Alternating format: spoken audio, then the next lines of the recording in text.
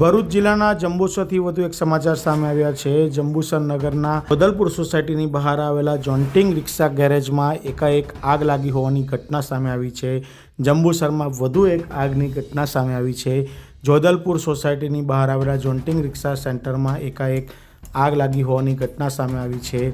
આગ લાગતાની સાથે જ ત્યાંના રહીશો દ્વારા જંબુસર ફાયર ફાઇટરની ટીમને જાણ કરતાં જંબુસર ફાયર ફાઇટરની ટીમ ઘટના સ્થળે આવીને આગને બુઝાવવાની કામગીરી હાથ ધરી હતી।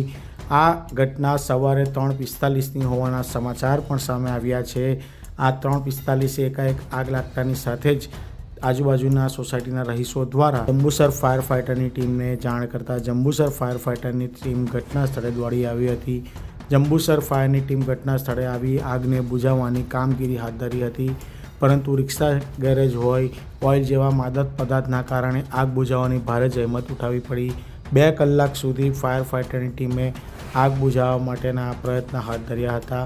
2 કલાકની ભારે જહેમત બાદ આગને બુઝાવવામાં આવ્યું હતું। ઘટનાની જાણ થતાં જંબુસર પોલીસ પણ ઘટના સ્થળે દોડી આવી હતી। કોઈપણ પ્રકારની અનિચ્છનીય ઘટના ના બને, કાયદો અને વ્યવસ્થા જળવાઈ રહે તે માટે પોલીસ તંત્ર પણ સજ્જ બન્યું હતું।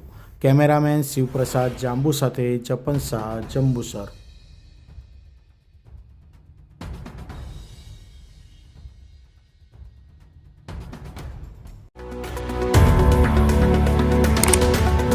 Subscribe now and press the bell icon.